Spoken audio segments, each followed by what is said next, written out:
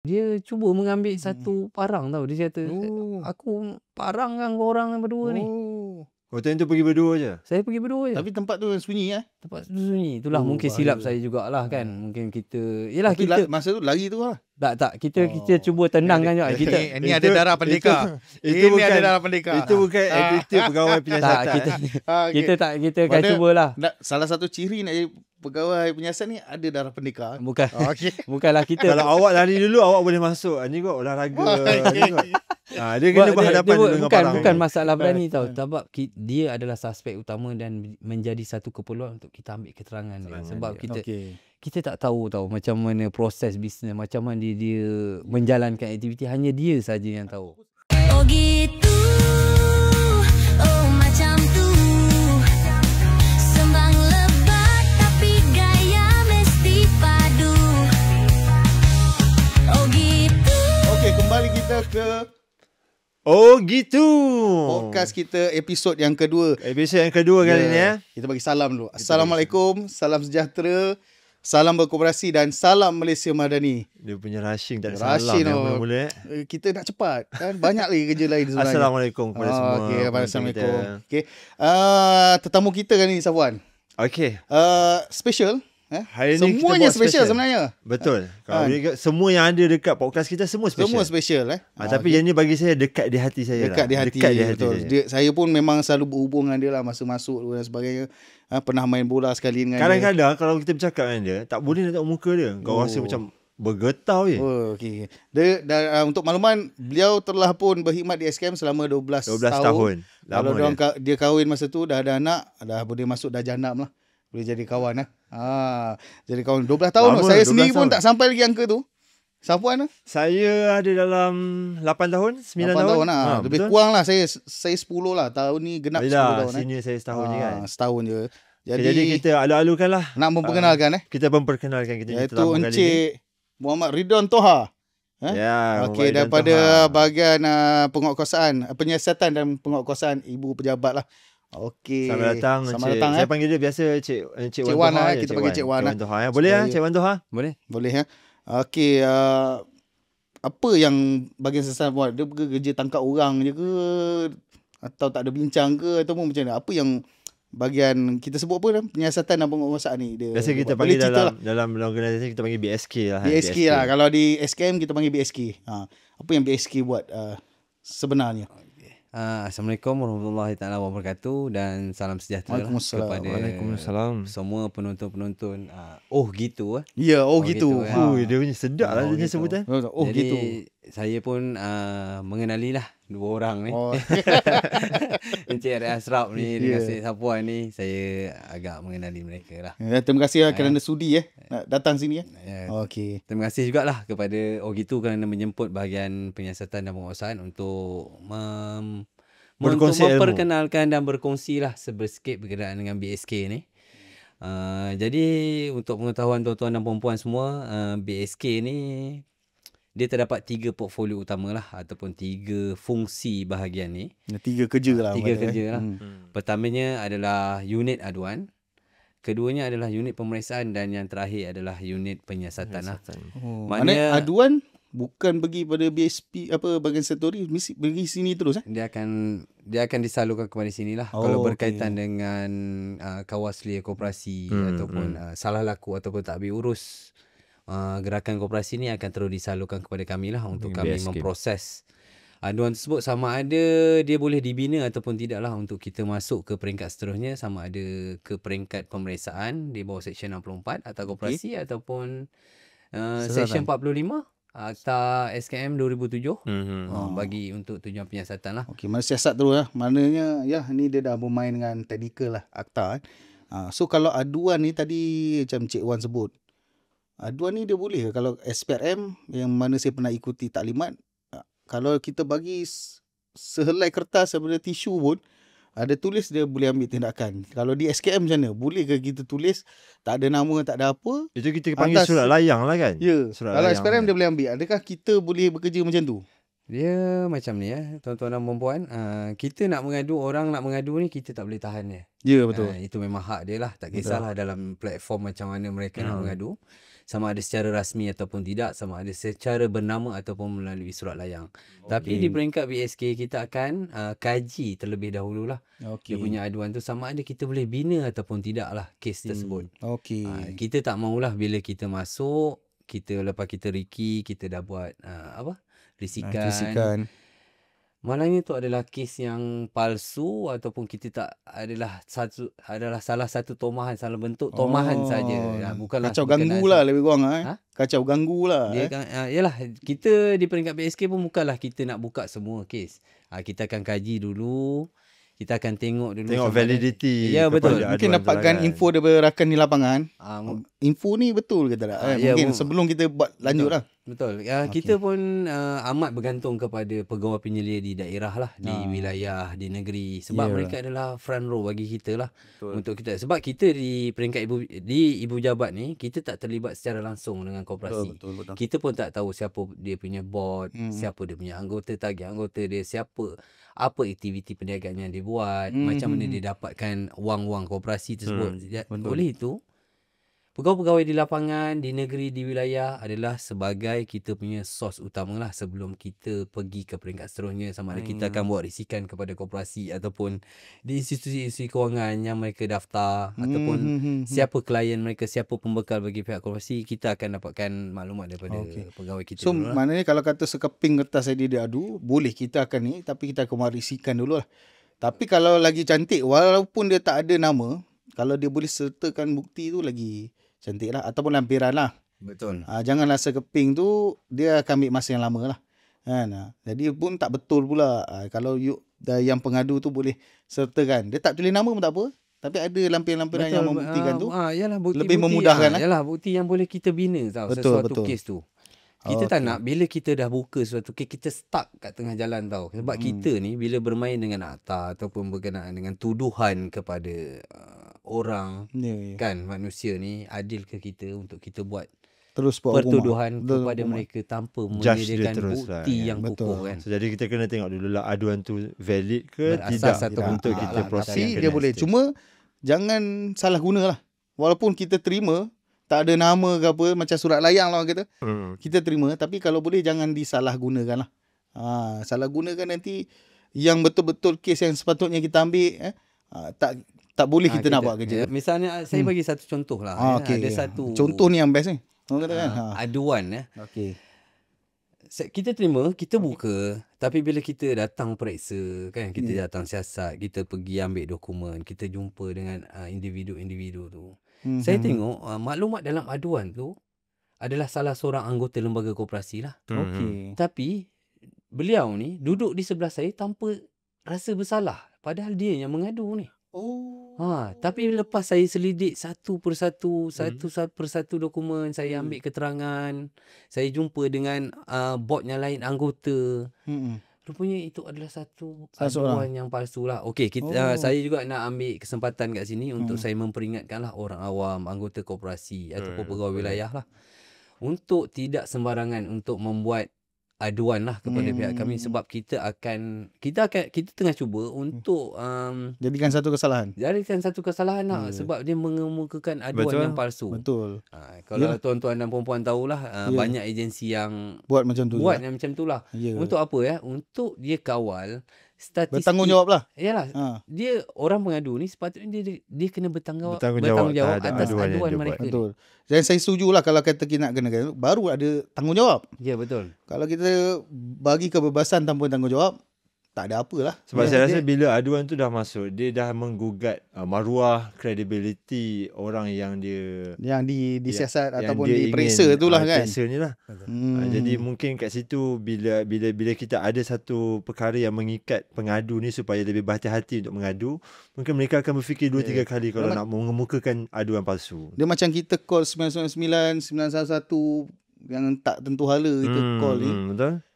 Kalau dapat ditangkap, kenalah. Adalah hukuman dia. Kita akan cuba sebab bila kita, yalah, selepas saya duduk kat sini di bahagian BSK ni dalam tempoh berapa tahun dah nak masuk 10 tahun dah ni.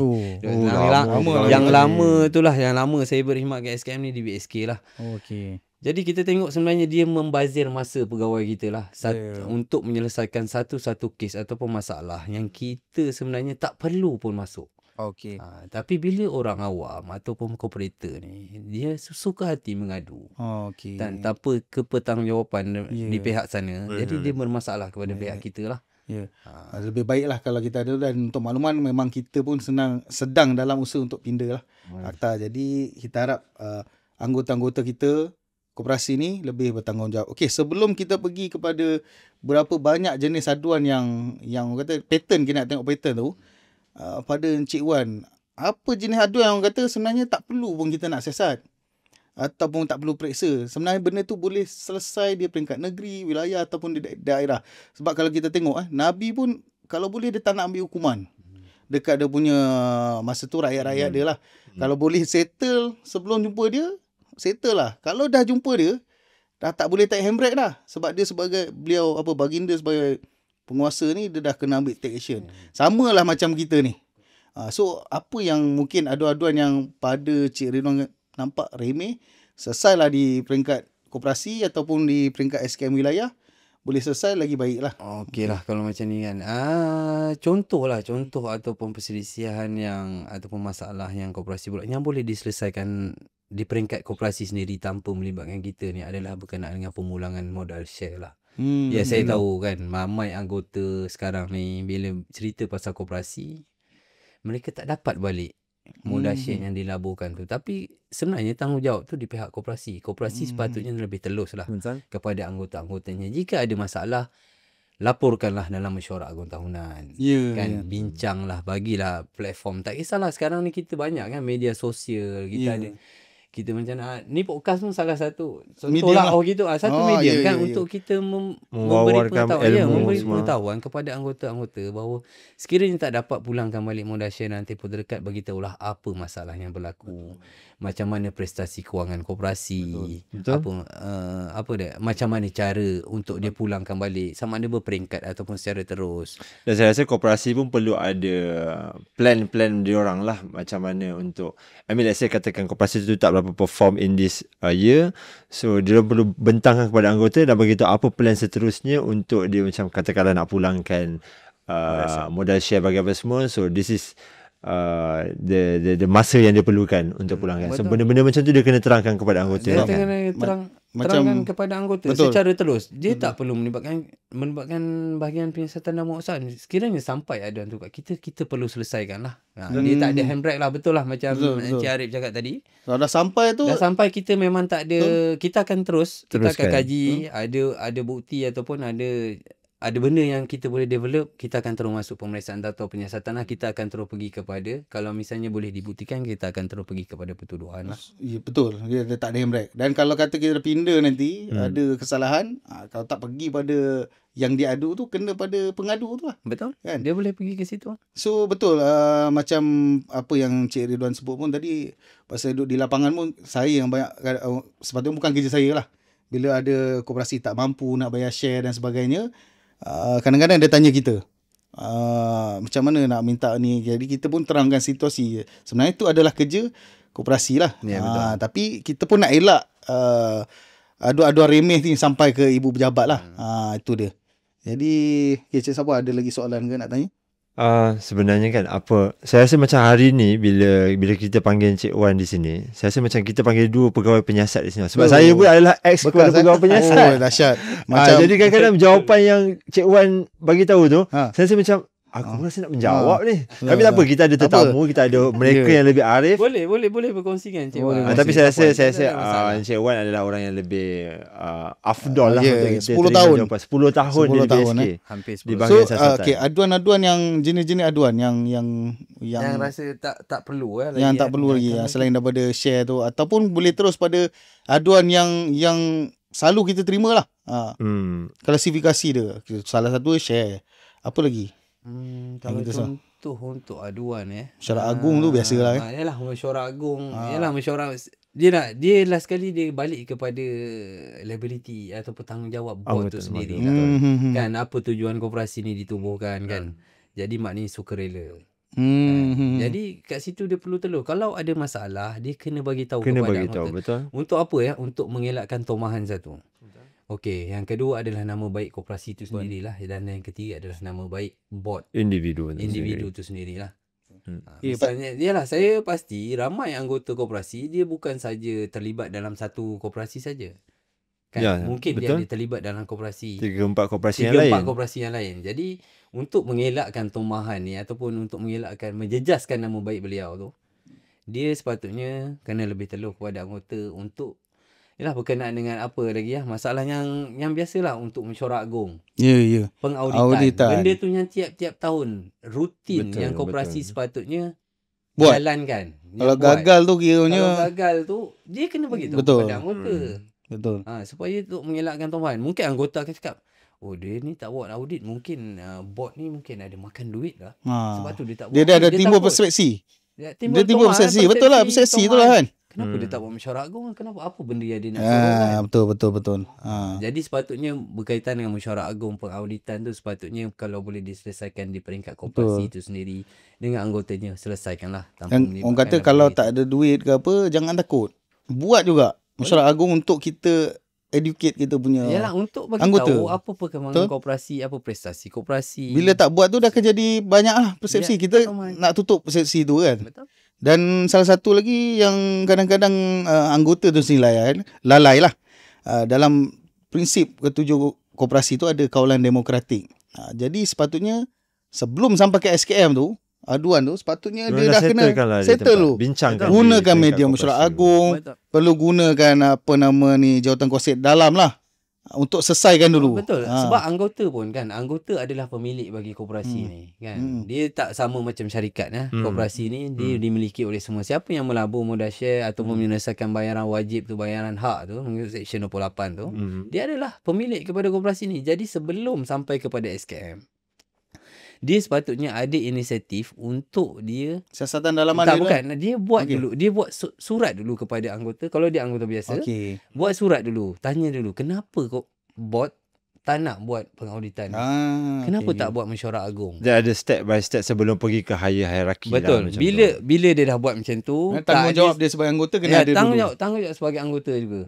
Janganlah sampai bila dah beberapa tahun dia kata, koperasi ni tipu aku. Patut aku laporkan ni. Sepatutnya tindakan dia semasa tahun pertama. Betul. Kegagalan koperasi itu berfungsi secara baik, sepatutnya dia dah ambil tindakan. Ambil tindakan.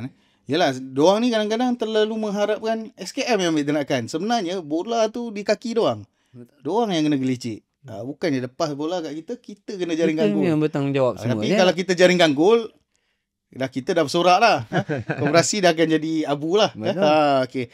So, selain tu, antara yang famous aduan yang saya dengar lah, mengenai skema ni. Okay, kita dah masuk topik yang mungkin berat berat sikit. Tapi untuk Dah pengetahuan berat, Encik Arif, sensitif dan berhati-hati. betul. Tapi untuk pengetahuan Encik Arif, Okay. Encik Wan ni dia antara pegawai yang selalu handle kes-kes yang orang panggil apa, high profile punya kes lah. Betul lah. Semalam pun sebab- saya telefon dia tak guard. Saya ingat dia tak nak kawan lah dengan saya. Rupanya dia ada jumpa VVIP lah. Saya pun tak nak sebut lah siapa Betul, pihak kita tu. pun tak boleh nak reveal lah. Tapi betul-betul. VVIP untuk mungkin menceritakan kes-kes yang tak dapat kita sebutkan nama lah. Mungkin cerita tu kita boleh sebut. Okay. So skema ni apa komen Cik Wan? Ataupun pasal skema ni mungkin kita tunggu ke round yang kedua. Saya rasa Sebab benda ni better, menarik. better kita pergi ke next round lah, sebab next dia round, dah start topik ni makin berat sikit. Betul, kes ni menarik dan saya rasa ramai yang Yang Ramai tertunggu-tunggu yang kan. tertunggu-tunggu. Kalau kita tengok TikTok semua dia disebut-sebut nama tu. Saya itulah. nak sebut je kena tarik mic. Dan saya rasa kalau Sebut je. ada Okay. ahli koperasi yang menonton podcast ni, dan kita harap ahli koperasi semua menonton lah podcast ni, ajukan soalan di ruang komen untuk kita tengok apa pandangan dan apa permasalahan yang kita boleh lihat di lapangan dari pihak anggota Dan sendiri. kalau ada kan. soalan relevan mungkin kita akan orang anggota ataupun buat orang sekali. awam lah. Orang awam. awam. Orang Orang yang awam pun tak ada baru masalah. ingin betul. mencuburi bidang Okey. koperasi ni lah. So kita rehat dulu untuk pesanan penaja. Alright.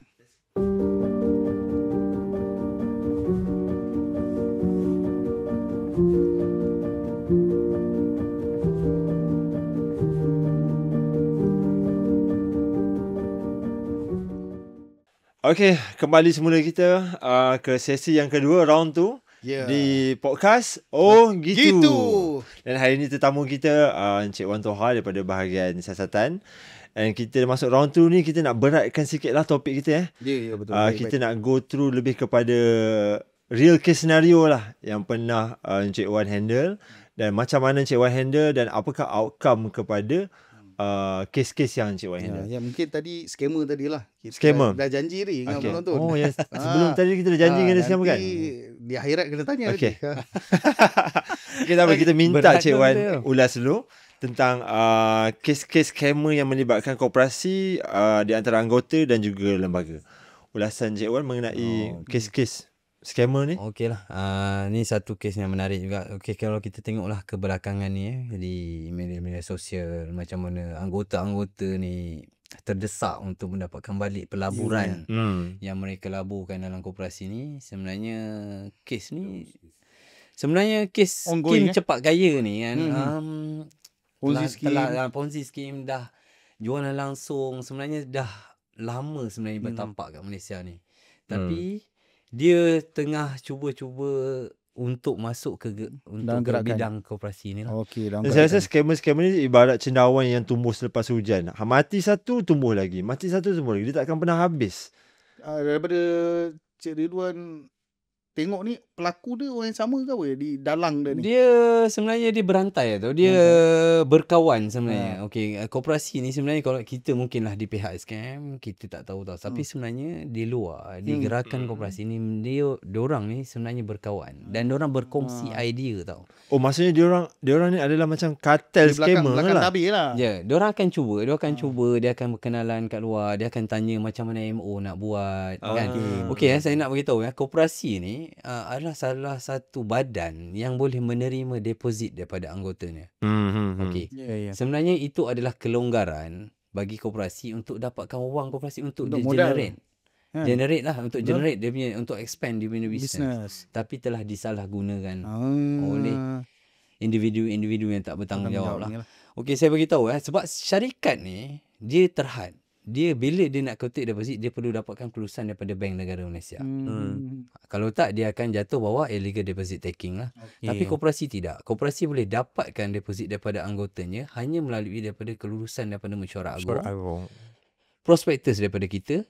Selepas itu diorang boleh collect deposit. Saya nak ingatkan jugalah kepada kooperator-kooperator di luar sana, kalau misalnya ada niat kan untuk buat satu aktiviti pelaburan, buatlah secara telus. Okey, patuhlah GP9 dan GP10.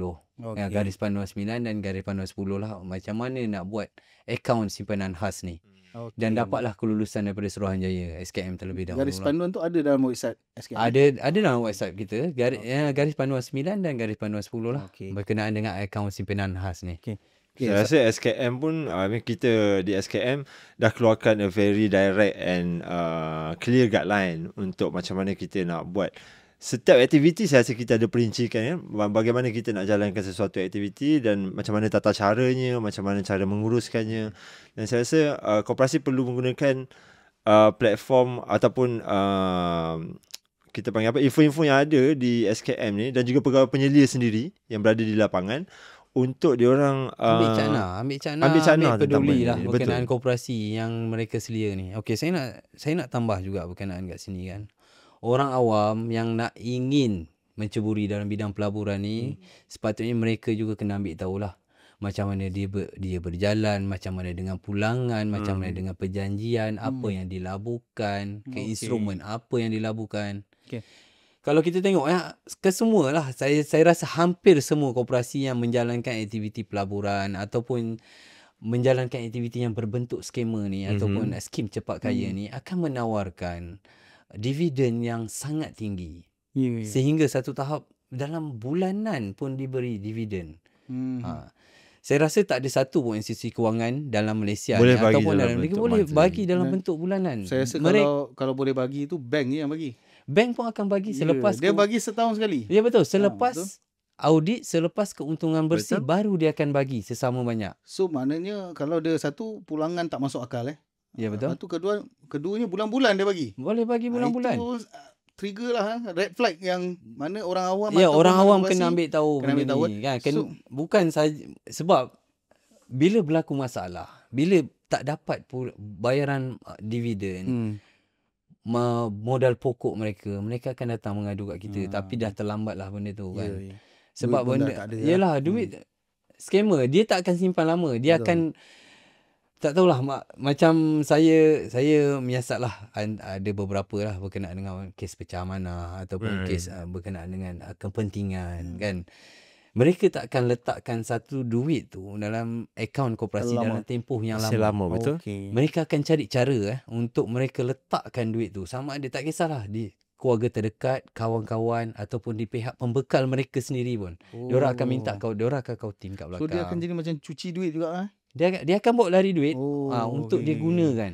The flush the money lah dalam terma. Apa nasihat Cik Wan sebelum orang awam nak labur tu, mungkin dia kena tengok kumpulan anggota satu koperasi ke, atau sebenarnya tak ada pun perkataan pelaburan dalam koperasi, hanya koperasi je boleh melabur. Okey. Okey. Pertamanya adalah kita tengok koperasi ni sama ada dia berdaftar tak dengan kita. Okey. Kena semaklah dengan kita. Okey. Keduanya, kita kena minta, bila kita nak buat satu-satu pelaburan ni, kita kena tengok aktiviti apa sebenarnya koperasi nak buat. Kat mana, instrumen mana dia nak laburkan tu.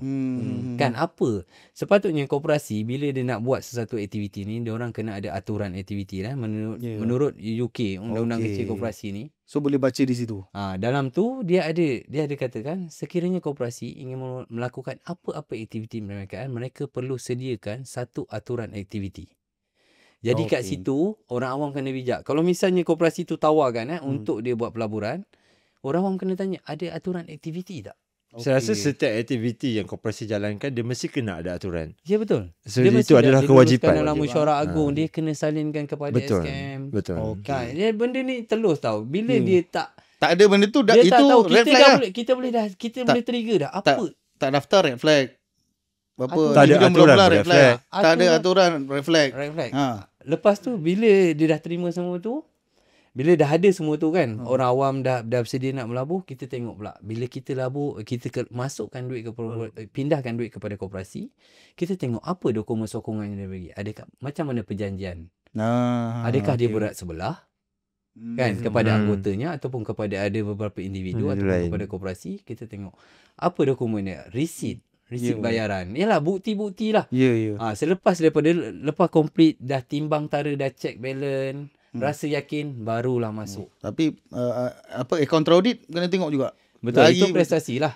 Kalau tak hati baca boleh jumpa pegawai wilayah lah. Boleh kita audit ni. Saya rasa sama je macam mana seseorang individu yang cuba melabur di syarikat luar. Begitu juga anggota yang ingin melabur dalam koperasi. It's just the same concept tapi lain instrumen. So kena tengok jugalah benda-benda tu. Macam kita nak melabur di luar, kita akan tengok benda-benda macam tu, prospektus dia, perjanjian dia. Betul. So benda yang sama juga kita kena tengok di dalam koperasi. Jangan bila dah melabur, dah tempoh yang lama baru datang kat kita. Lepas tu datang kat kita pula, tak bawa dokumen sokongan. Macam mana kita nak develop kes tu? Macam mana kita nak buktikan? Macam mana kita nak jatuhkan kesalahan? Sebab saya rasa kes-kes di dalam bahagian siasatan sendiri pun ada yang diangkat sehingga ke peringkat penghakiman di mahkamah bahagian kan. Ya betul. Jadi benda tu perlukan hitam putih lah untuk kita bawa dan buktikan di peringkat mahkamah. Sebab mungkin anggota ataupun orang awam kata pula, okey tangkaplah dia, tuduhlah mereka ni kan. Tak boleh semudah tu. Selalu dalam TikTok lah benda-benda ni. Ya betul. Saya nak ingatkan juga kat sini, janganlah kita berfikiran semacam tu lah. Ada perspektif macam tu kan. Sebab kita di pihak Kawaslia ataupun di pihak pegawai penyiasat sendiri, untuk kita membuktikan satu-satu kes ni adalah sangat sukar lah. Pelbagai halangan kita. Sebelum kita sampai ke mahkamah, kita perlu ajukan kertas siasatan tu kepada peringkat Jabatan Peguam Negara. Okey. Kan, DPP kena kaji dulu. Boleh bawa ataupun tidak. Ada step-step dia lah. Bila kita di mahkamah pula, kita akan berhadapan dengan peguam-peguam bela yang saya rasa dia memang berpengetahuan ataupun dia akan cuba gagalkan satu kes tu, dan kes tu akan tak boleh nak bawa. Tak boleh dibawa. Tak menang. dalam mahkamah akan ditolak oleh mahkamah. Okey, so kalau kata macam mana BSK ataupun Cik Wan nak bezakan, ini aduan ni betul-betul di bawah Akta Koperasi 1993 ataupun dia sebenarnya di bawah bidang kuasa lain. Contohnya penyelewengan, rasuah tu dia memang bukan kita punya. Okey. Ni lah. Tu macam mana kita nak. Okey, itulah saya nak ingatkan kat sini yang SKM menguatkuasakan undang-undang bertulis seperti apa Akta Koperasi 1993, Akta SKM Suruhanjaya Koperasi Malaysia 2007, Peraturan-peraturan Koperasi 2010, garis-garis panduan, undang-undang kecil, perkeliling ketua pendaftar. Itu adalah contoh undang-undang bertulis yang kita boleh kuatkuasakan, yang kita akan ambil tindakan. Misalnya lebih daripada tu had tu, okey, misalnya penyelewengan, salah guna kuasa, pecah amanah jenayah, penipuan, berbentuk-bentuk komersial lah. Kita akan pass ataupun kita akan salurkan kepada agensi bertanggungjawab lah seperti SPRM ataupun PDRM.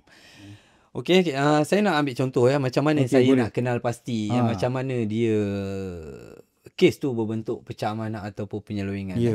Okey, kita akan masuk koperasi kita ada kuasa untuk masuk pemeriksaan di bawah Seksyen 64.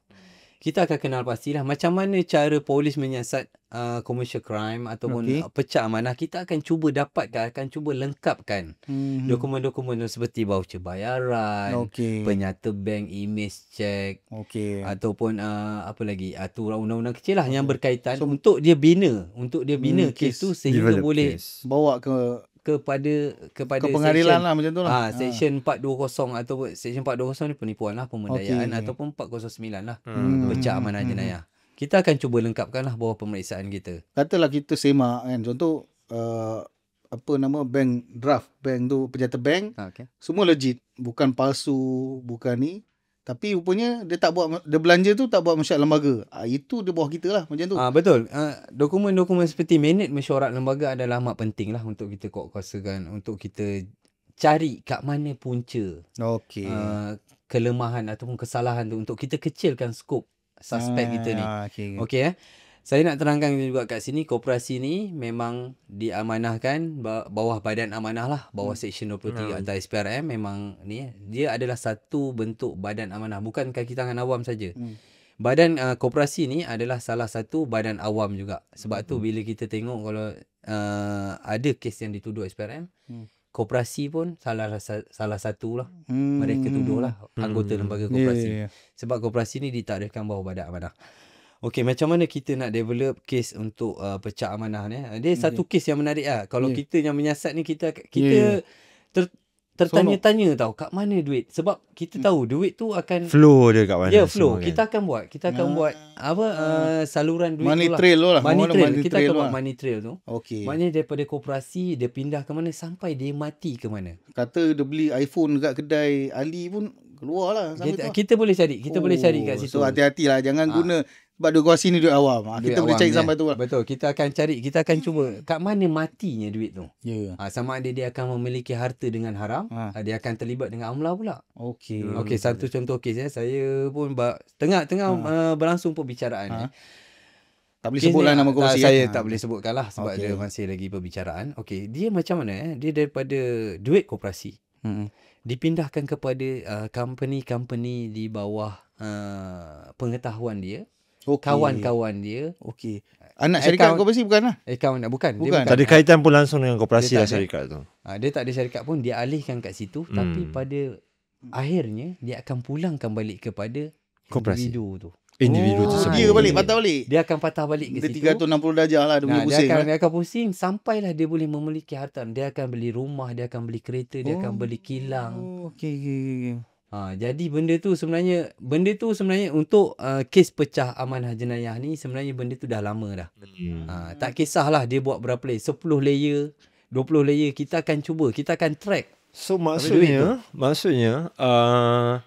so let's say katakan di tahun pertama berlakunya penyelewengan tu, so BSK ataupun di bahagian siasatan dia akan trace for the whole year seberapa banyak sehingga kembali semula kepada individu yang melakukan penyelewengan tu. Ya, kita akan cuba dapatkan. Tak kisahlah dia kalau dia memiliki harta dengan haram ni kan. Saya rasa kita boleh check dengan pelbagai agensi. Kita pun ada kerjasama juga dengan pelbagai agensi lah. Mana kalau kata benda tu dibelanja dalam bentuk aset, boleh dicarikan lah. Kita boleh cari kat mana. Sama dia jual bila, dia beli bila, kita boleh tahu lah. Ada harapan lah, walaupun mungkin tak dapat full balik duit tu, tapi ada harapan boleh dapat jugalah.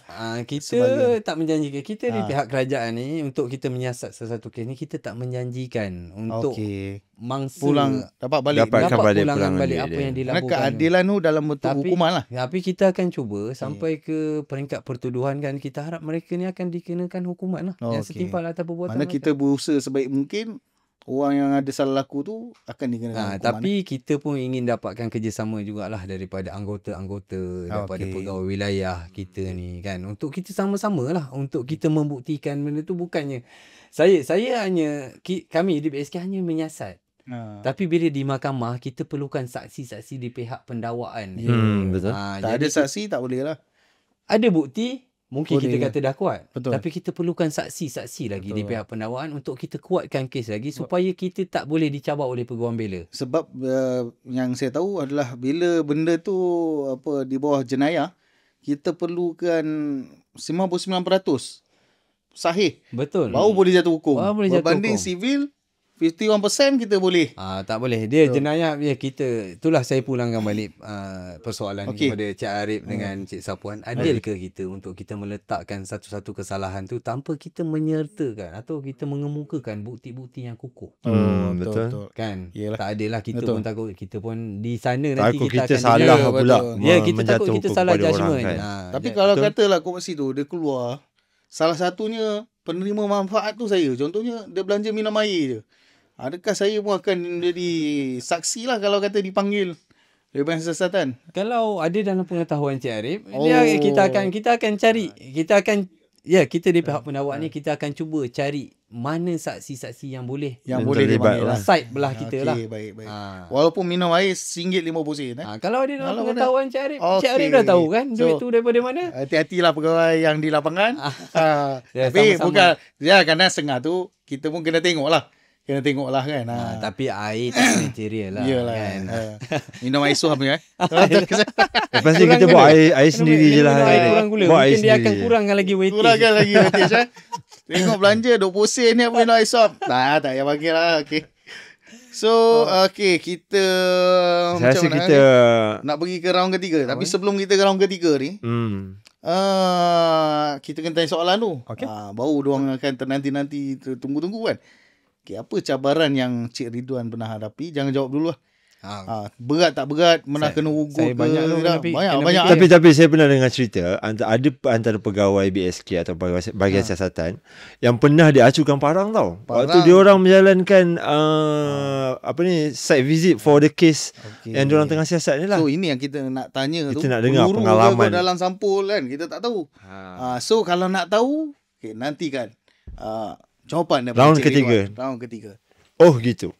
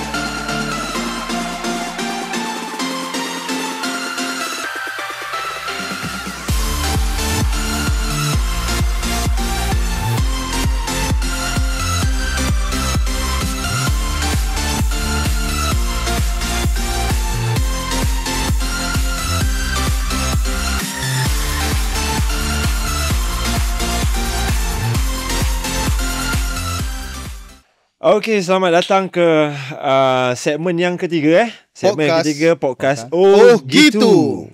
Okey, tadi sebelum berakhirnya segmen yang kedua tadi kita ada bagi sedikit hint di hujung-hujung di mana cabaran yang dihadapi oleh pegawai-pegawai di bahagian siasatan dalam menjalankan siasatan terutamanya melibatkan kes besar. Ada melibatkan keselamatan lah, terutama ada dapat parang ke. Sebab saya sebelum ni di bahagian siasatan saya dalam setahun setengah Encik Wan, setahun setengah ke 2 tahun macam tu.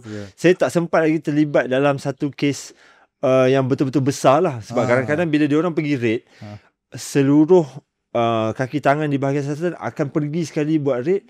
Untuk untuk mengelirukan kita- lah. Ke macam mana? Ada beberapa task yang Tempat selain telah lah, dibahagikan, okey. tapi memang kita akan keluar pergi raid dan kita akan memakai assist Di tim tu lah. pejabat Okey. operasi koperasi tersebut. Okay. Jadi mungkin dalam pengalaman 10 tahun Cik Wan, ada mungkin tak ada terima pengalaman-pengalaman yang Cik Wan rasa macam ancaman? paling hardcore lah yang pernah kena. Parang ke kena hunus. Betul. Kena hunus tu Kena ekstrim sangat ni lah. kan. Atau peluru. Belum lagi kan? Ada parut belum? Macam sama Belum. Robin Hood tu. Yang kat parut dekat dahi tu. Ataupun sebenarnya dia Itu Itu main kemalangan bola masa tu. kecil. Itu main bola tu. ataupun sebenarnya dia bagi parang tu bukan ugutan Yang tapi main hadiah dalam frame kan. Mungkin Saya tu ingat kan. kan kena parang sikit ke dekat dahi tu. Okey, cuba Cik Wan sharekan sikit lah pengalaman-pengalaman ekstrim ataupun yang paling mencabar lah yang Okey pernah. boleh lah kita kongsikan sedikit lah. Nak kata 10 tahun tu pun baru saya rasa lah. Dan Baru ya. Ada lagi lama di ada lagi yang ada lama lagi. kan. Tapi untuk kes-kes yang menarik perhatian ni memanglah macam betul lah macam Cik Safwan kata, kita akan kumpulkan keseluruhan tenaga di bahagian selatan ni. Kalau perlu kita perlukan bantuan daripada agensi luar seperti cyber security, Akan dipanggil sama lah PDRM, untuk bekerjasama. kita akan panggil mereka lah untuk bekerjasama lah. Kita akan buat NBOS sebab ada benda-benda ataupun ada perkara-perkara yang kita tak mahir pun. Misalnya untuk berkaitan dengan teknologi maklumat. Kita akan jemput cyber security bersama-sama kita untuk mereka bersekali dengan kita dalam menjalankan pemeriksaan atau siasatan. Okey, apa cabaran? Balik ugutan dari keselamatan dan sebagainya. Okey, cabaran utamanya sebenarnya yang dihadapi oleh kami ni sebenarnya untuk kita jumpa saksi, untuk kita panggil saksi. Itulah untuk cabaran bantu utama. Cabaran sebab mereka saksi-saksi ni dia saya tak tahulah sama ada dia takut ataupun tidak percaya untuk hadir ataupun tampil di hadapan kita ni, di depan pegawai penyiasat untuk membantu kita Memberi untuk keterangan lah. memberi keterangan kepada kita. Sebab mereka tak tahu kita sebenarnya SKM ada kuasa sebagaimana agensi penguasaan lain. Okey. Okey, yang mana tersebut dalam kanun prosedur jenayah. Kita juga ada kuasa bawa atas SKM, bawa seksyen 50/1/A dan B untuk mereka hadir di hadapan kita. Sekiranya mereka tak hadir, mereka juga boleh boleh dikenakan tindakan. tindakan yang sama seperti mana mereka tak hadir untuk bagi keterangan di hadapan pihak polis ataupun SPRM. Mungkin kali pertama see, peringatan mesra lah. Kan? Tapi Ah. kali kedua panggil Kita akan bagi mereka peluang sampai 3 kali kita serve mereka. Kalau mereka tak hadir juga, kita akan Yang kita akan ambil tindakan sebagaimana boleh. seterusnya Okey, lah. itu tindakan masalah cabaran pertama Cabaran, kita dari pihak penyiasat. Keduanya adalah anggota-anggota koperasi ni mereka tak tahu peranan kita, apa tujuan kita masuk. Mereka tak mau bagi kerjasama kat kita. Tak mahu untuk mengemukakan dokumen sebagaimana yang kita minta. Itu adalah cabaran juga. Ya, Maknanya betul. kita di pihak ataupun tak ada lah, dokumen tu tak ada. tak ada. Ya. Tak sebagaimana yang ada dalam akta lah. Sebab takbir urus koperasi ni sebenarnya dalam Akta Koperasi 1993, dalam undang-undang kecil, dalam peraturan koperasi, kan dalam undang-undang bertulis yang kita kuasakan sebenarnya dah cukup lengkap untuk dia menjadikan satu koperasi yang mempunyai takbir urus yang baik. Baik. Okey. Itu. Dan Okey, saya yang rasa Saya rasa lagi ada ada je cabaran tu. kes-kes yang di mana bila yalah, saya tahu bila kita nak jalankan siasatan ni, ini adalah perkara yang sulit dan tidak akan sampai ke pengetahuan orang luar lah sepatutnya, betul tak? Itu untuk pengetahuan orang awam lah. Betul. Tapi ada je kes-kes di mana tak tahulah di mana celanya sehingga kes ataupun sehingga siasatan ni kita nak masuk siasatan tapi telah diketahui oleh pihak koperasi dan diorang start menghapuskan dokumen-dokumen di peringkat koperasi. Saya rasa ada je kes-kes yang macam tu. Ada itu ada masalah lah. Itu cabaran ketiga. Itu cabaran kita juga. Itulah sekali balik kepada mana ya. Sebab bila kita nak lakukan operasi ni, ia adalah berbentuk sulit lah. Ya. Maknanya hanya ada mungkin pengurusan tertinggi dan juga pegawai-pegawai di BSK sahaja yang mengetahui. Dia akan berbalik kepada integriti lah. Betul. Integriti individu. Dan saya minta kat sini kalau misalnya pegawai wilayah ada ataupun merasai ataupun menghidu aktiviti-aktiviti yang menyalahi undang-undang, Berhenti kan. Maklumlah kepada kita dan janganlah berkompromi dengan pihak koperasi. Kita takut tau. Okay. Mungkin dia kata dia ada hubungan dengan koperasi kan di wilayah ataupun negeri. Tapi kita tak tahu sama ada bila koperasi ni tersepit, dia akan Dia tarik semua. Betul. dia akan tarik. Dia macam Betul. orang lemas lah. Ya betul. Ha. Dia akan paut, dia akan Dia akan paut tarik. je. Ha. Janji dia lepas. Dia akan lemas, awak pun akan lemas juga. Jadi saya minta kat sini pegawai-pegawai kita, pegawai-pegawai SKM, hati-hatilah semasa berurusan dengan koperasi. Kan mungkin kita takkan ambil tindakan kepada mereka kat atas pegawai ni. Mungkin agensi lain. Agensi lain seperti polis dan USPRM. Ya. Mereka tak kenal kita. Betul. Dia tak peduli siapa kita kan. Betul. Dan siapa-siapa pun boleh buat aduan ya. Betul. Kita boleh diadukan. Kita Betul. sebagai kaki tangan awam lagilah Ya. tersepit ataupun terikat Ya. dengan akta-akta yang Ya. yang Sudah dikongkoskan berkuasa ke lah. atas kaki tangan awam ni. Okey, yang keempat adalah selepas kita masuk ke premis koperasi, kita dapati premis tersebut tidak lagi digunakan lah. Tidak lagi Maksudnya dah digunakan. kosong lah. Dah dikosongkan. Ni signboard Semasa semua dah kita- turunkan lah. Semasa kita nak rate tu, Aha. kan dah dikosongkan, dah tak Ini selalu skamer lah yang macam ni. ya betul, dia datang sekejap-sekejap je. Okey. Kan, untuk mengelakkan diri ni dihidu Se- ataupun mangsa-mangsa ni datang kepada mereka untuk menuntut apa-apa ni lah, apa-apa kehendak. Silap bangunan tu pun pejabat tu pun sewa. Okey. Ha. Dia sewa, memang dia Ya, sewa. ya. Dia datang sekejap kalau misalnya scammer ataupun skim cepat kaya lah. Okey, dia datang sekejap, itu adalah masalah juga. Sebab tu saya nak ingatkan juga kat sini lah, kita bagi awareness juga kepada orang awam ataupun operator. Kalau misalnya ada berlaku tindakan yang menyalahi undang-undang ni, kita minta mereka tampil lah Ya. kepada kita. Lagi awal Dengan lagi bagus. lebih awal lah. Ya, lagi awal Supaya lagi bagus. Supaya mungkin bila dia tengah top ni, scammer ni, dia tengah top, Dia tak lupa peduli. diri. Dia lupa diri. Betul? Naik kan? share lah. Naik Dia share. tengah duit masuk banyak ni, dia tak peduli Kat lah. situlah akan Hantarlah berlaku kesilapan- polis ke kesilapan dia FBI nanti. ke nak datang kan, dia tak ada peduli. Senyum pun tak berbalas. Kan? Dia tak ada peduli. Jadi semasa mereka tengah seronok ni, Masa tu kita hit je. Mesti dia akan Yes. tersentak. Dan apa kegunaan semasa mereka seronok ni kita rate. Masa tu dokumen akan ada.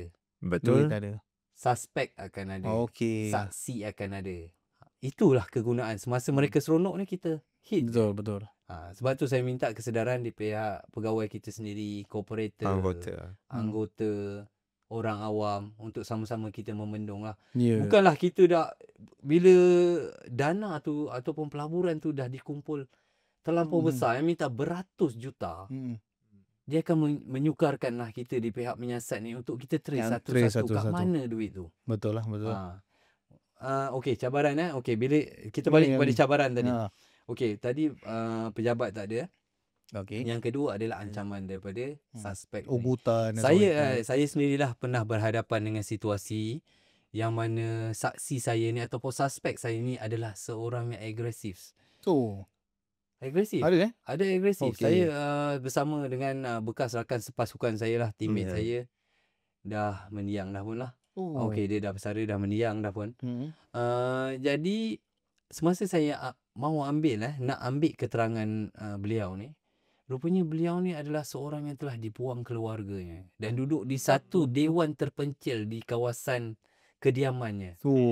Sebab tu bila saya pergi ke rumah suspek, saya cuba untuk menjejaki dia, untuk saya ketuk, saya bagi salam.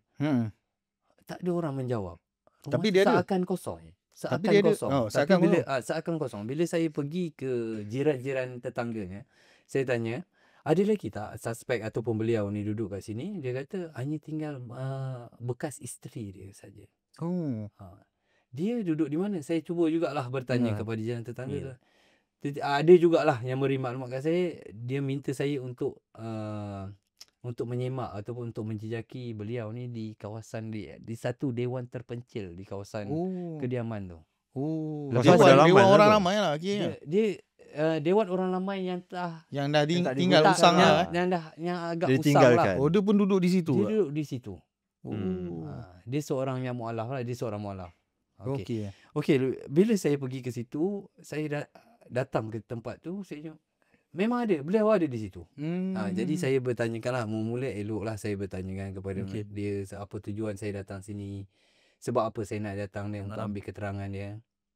Pada permulaannya eloklah dia layan kita, tapi sampai satu tahap saya tak tahulah kat mana silapnya. Mungkin kita ada bagi satu soalan yang Trigger dia ke? Yang trigger dia cuba mengambil satu parang tau. Dia kata, aku parang kan korang berdua ni. Time tu pergi berdua je? Saya pergi berdua je. Tapi tempat tu sunyi Tempat tu sunyi. Itulah mungkin bahaya. silap saya jugalah kan. Mungkin kita... Yelah Tapi kita... masa tu lari tu lah. Tak. Kita cuba tenangkan juga. Ini ada darah pendekar. Itu Ini ada bukan- darah pendekar. Itu bukan attitude pegawai penyiasatan. Kita akan Mana- cubalah. Salah satu ciri nak jadi pegawai penyiasat ni ada darah pendekar. Bukan. Okey. Bukanlah kita. Kalau awak lari dulu, awak boleh masuk. Ni kot olahraga. Ni kot. Dia kena berhadapan dulu dengan parang. Bukan masalah berani tau. Sebab dia adalah suspek utama dan menjadi satu keperluan untuk kita ambil keterangan dia. Sebab kita tak tahu tau macam mana proses bisnes, macam mana dia menjalankan aktiviti. Hanya dia saja yang tahu. Ataupun sebenarnya dia ni adalah mangsa juga. Jadi ada lagi dalang yang yelah kalau betul-betul takkanlah dia duduk situ kan. Mungkin dia mangsa tapi disuspek dia dokumen apa semua menjurus kat dia. Yalah tapi Boleh jadi ke? tapi orang jiran-jiran mereka dia kata dia dah terganggu tau. Dia punya mental dia Oh. sebenarnya. Okey. Tapi kita pun dah bersedia awal lah kan. Kita cuba tenangkan dia dan dia bagi kerja. Alhamdulillah dia bagi kerja sama. Tenang balik lah lepas tu. Tenang balik dan dia bagi kerja sama yang baik sampai habis. Okey. Mana dia tak adalah kaitan dengan darah pendekar tadi tak ada. Tapi dia cuba mengugut lah. Dia kata kan, aku parang kan korang berdua ni. Cik Wan tak kosong tau. Darah pendekar lah tadi. Ada balik. Player bola ni. Okey. Kalau dia sepak, saya rasa melayang. Cabaran lain adalah berkenaan dengan orang-orang ternama ataupun kes berprofil tinggi. VVIP lah. Itu kita tak dapat nafikan lah. Memang yalah, Ada kita, lah kita hidup di zaman yang Betul, moden betul, macam betul. ni kan. Memang dia ada. memang ada. Dia akan cuba berpaut kepada Betul. Seseorang lah. kepada seorang yang Ya. berkepentingan dengan kita Ya. kan. Mungkin yang orang yang lebih berjawatan Ya, daripada kita. ya. Tapi kita di BSK ni kita akan menyiasat secara telus dan adalah saya tak kisah pun lah. Kita tak kisah pun dari mana asalnya, apa jawatan dia, siapa kenalan dia, kita akan siasat sampai habis. Okey. Selebihnya kita akan pulangkan balik kepada Jabatan Peguam Negara untuk mengadilinya lah. Okey. Paling lama lah Cik Wan rakam percakapan seseorang tu. Ada sampai 24 jam tak? Tapi tu dah melanggar hak asasi manusia lah kan. Kalau lebih tu. Ya betul. Kita tak boleh tahan orang Hmm. lebih daripada 24 jam. Jadi kalau kita nak tahan, kita perlu perintah remanah daripada magistrate. Okey. Masa tu nak tanya macam-macam tanyalah. Untuk Ada ambil darah keterangan. pendekar ke tak ke. Okey. Okey, untuk keterangan dalam satu tempoh yang lama. Ya, betul. Saya pernah mengambil keterangan sampai 2 hari. Tapi kita akan lepaskan lah. Cuma dia ada berhenti lah. Kita akan berhenti, kita akan lepaskan mereka. Kita akan sambung balik rakaman pada esok hari kan. Kita akan lepaskan mereka. So makan minum BSK sediakan ke ataupun tak sendiri ada. mau ingat? Tak Awak ada. sempat Tak lagi ada. cakap pasal makan minum Tak ketika ada. ni. Kita tempoh lama. Dah, ya. Kita sebenarnya saya pun pernah terlibat lah. Tapi sipi-sipi lah orang kata ikut rakaman percakapan tu. Tapi kita nampak dia satu proses yang agak membosankan. Dan pengajaran dia janganlah Jangan terlibat. terlibat. Jangan terlibat, ini. bosan. Tapi Betul. saya rasa kan sebenarnya dalam proses menyiasat ni dia adalah memang it's a tiring proses. Ya. Tapi bila dah penat tu orang akan start bercakap benar. Dia akan mendedahkan. Dia akan mendedahkan. mendedah. Itu dia punya Itu keindahan teknik. kebosanan tu. Teknik. Bosan lah. Kita akan tanya berulang kali sampai kita akan sertakan dengan dokumen bukti kan. Kalau Mula dia cakap tak. ya dia enggan. Kita akan cuba untuk kita mempengaruhi dia untuk dia supaya dia bercakap. Bercakap benar. Okey. Ya, itu salah satu teknik lah Cik Safwan tahu kan kita punya teknik macam mana. Kita tak boleh nak cerita lah. Lanjut. Itu teknik-teknik lah. Dia orang panggil dalam siasatan ni persuasion technique. Cara kau nak persuade orang tu untuk dia makin lama makin dia bercakap, makin lama makin dia Kita bercakap. sebab dokumen bukti, beban bukti tu ada pada kita. Betul. Kan kita nak tengok dia punya perakuan ataupun dia punya pengetahuan Pengakuan. sampai tahap mana. Kalau dia bagi keterangan palsu, kita boleh cas dia kat mahkamah. Betul lain. Dia tak boleh lari lah. Macam mana pun tak lari lah. Kalau dia dah jadi suspek kita ataupun kita punya orang yang kita rasa kita syak Kita dia. memang dah syak dia lakukan. Kita dah syak dia, kita akan ni. Itulah saya nak ingatkan juga kat orang koperasi. Walaupun mereka melakukan jenayah di pihak koperasi, jadi jangan ingat kita akan melepaskan mereka lah. Kita akan jejak mereka sama ada di keluarga mereka, bagaimana agensi-agensi penguasaan lain menjalankan siasatan, kita akan buat cara yang sama jugalah. Okey. Okey. Ada soalan Cik Sokoh? Saya ada satu soalan ni. Okey, sebenarnya saya sangat berpuas hati untuk segmen yang ketiga ni. Puas hati. Sebab apa tau? Sebab waktu saya mula-mula masuk BSK dulu, pegawai-pegawai BSK ni dia selalu menceritakan tentang kerja-kerja di BSK yang mencabar tau. Salah satunya adalah pengalaman nak diparang ni lah. So saya ingatkan cerita tu hanyalah dekat tapi bila Cik Wan cakap di dalam podcast ni, okey, it is verified kat sini. Ke Cik Safwan nak duduk sana untuk dapat pengalaman Nak tu? kembali boleh? Nak kembali boleh? Okay. Kalau diperlukan Kalau insya-Allah diperlukan, boleh. Okey.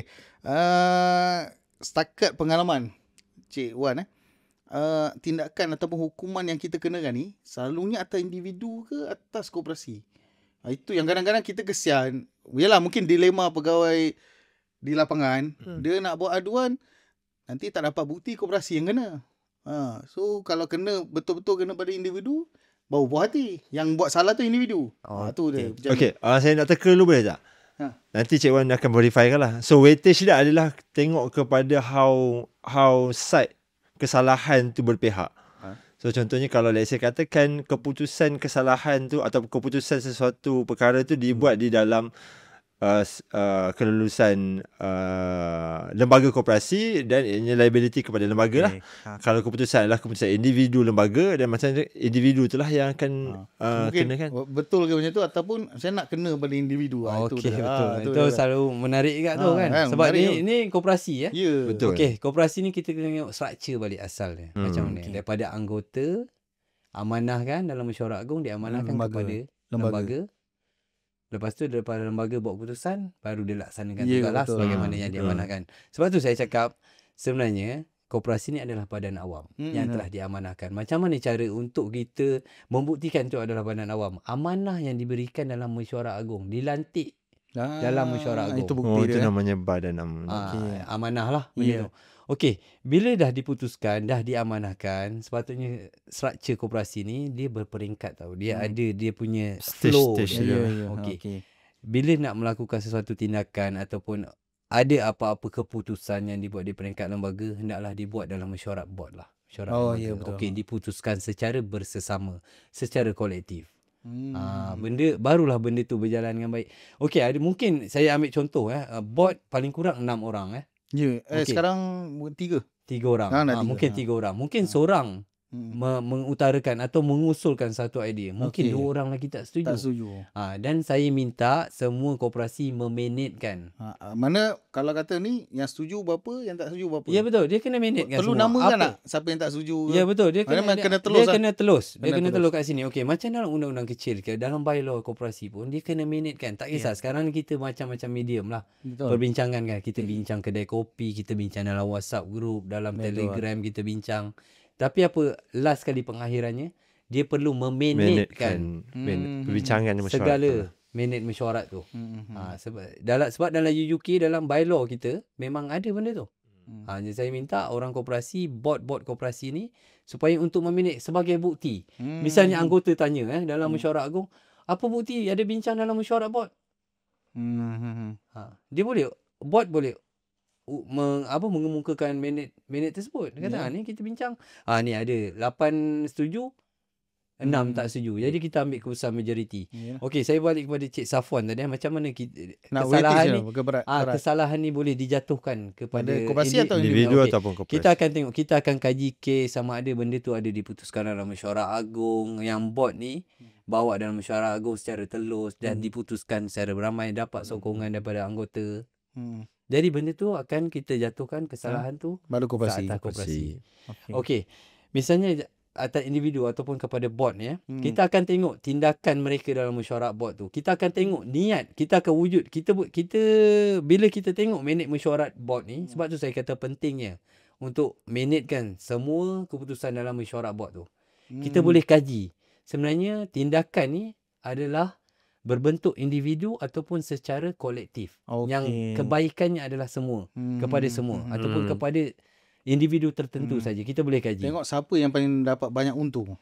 Kat situ. Betul. Okey. Okey, saya tengok kelemahan koperasi ni ataupun anggota sendiri tak tahu kita kena tahulah daripada side macam mana koperasi tu menjalankan perniagaan. Mungkin bot yang dilantik ni dia ada kepentingan dalam syarikat tertentu yang untuk koperasi ni sebagai platform untuk ambil duit ni tau. Okey. Dia untuk dialihkan kepada syarikat ni. Hmm. Okey, dia ambil kesempatan juga kat situ. Hmm.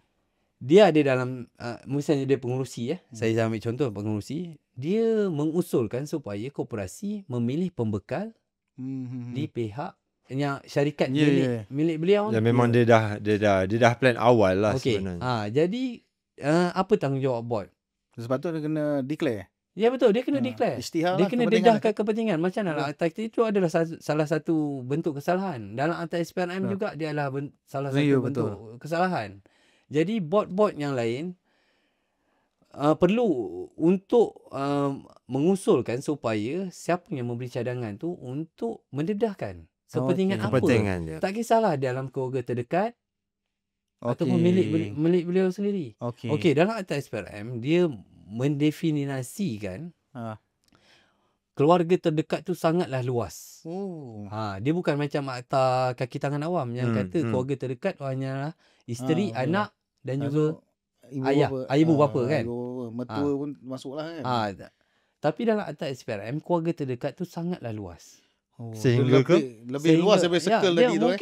mungkin saudara mara pun juga Dua dianggap pupu pun boleh anggap lah. dianggap sebagai sebab tu dia kena dedahkan kepentingan supaya yang lain tahu dan keputusan tu dibuat secara adil. Oh.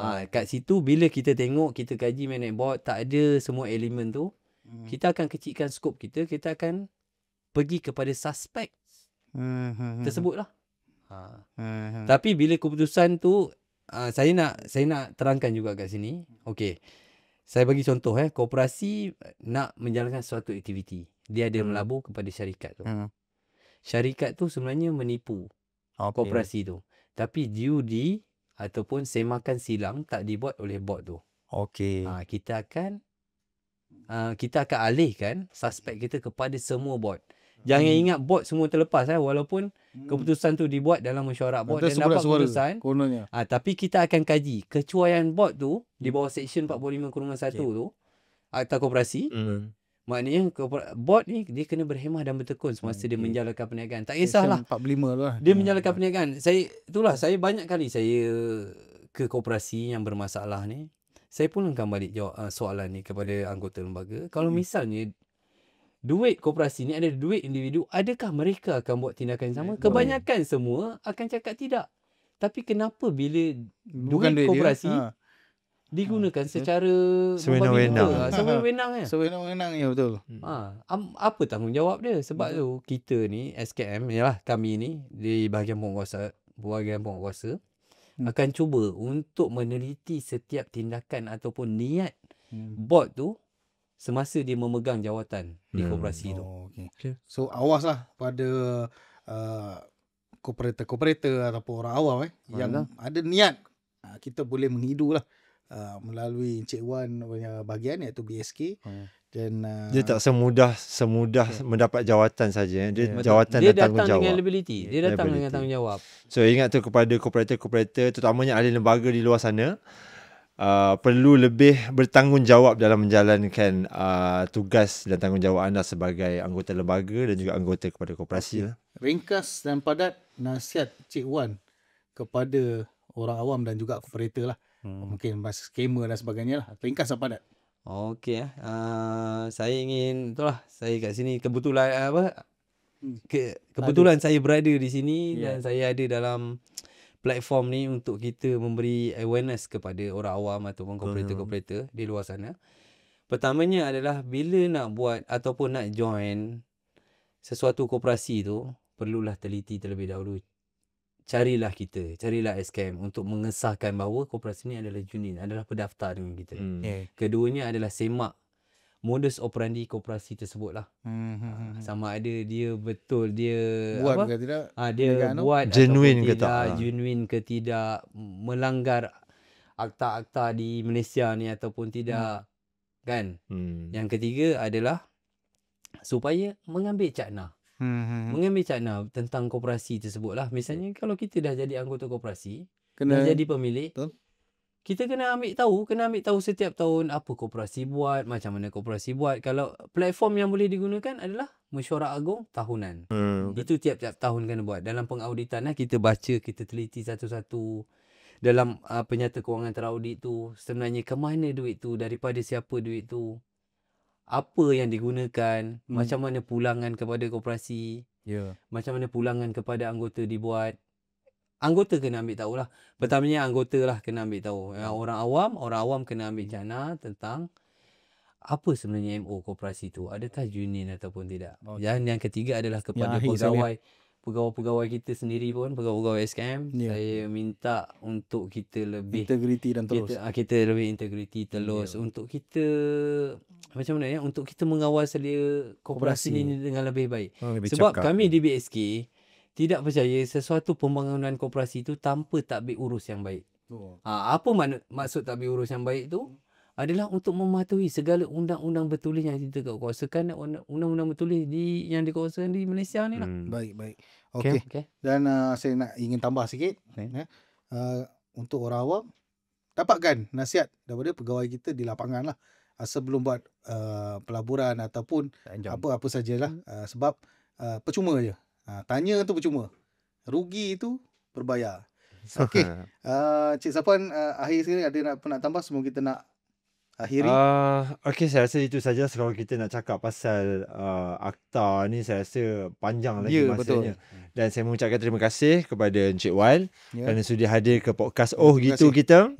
Dan berkongsi ilmu dan pengetahuan dan juga pengalaman beliau lah di dalam podcast kita ni. Dan kalau suka, sila like dan share. Kalau ada sebarang, kita punya social media semua, YouTube ada, kita ada di Instagram, dan Twitter, kita juga ada di Twitter dan juga TikTok. Nanti kita akan sertakan di bawah link ni. Di bawah. Just klik subscribe dan follow je. Suka, boleh like dan share. Dan sekiranya ada komen serta cadangan, boleh tulislah di mana-mana di ruangan saja, komen. Di ruangan komen tersebut. Betul. Okey, sekian kita akhiri episod kali kedua ini dengan wabillahi taufiq wal hidayah. Assalamualaikum warahmatullahi wabarakatuh. Gitu, macam tu. Sembang lebat tapi gaya mesti padu. Gitu, mari dengar dulu. Dengar sekali mesti tak sabar menunggu.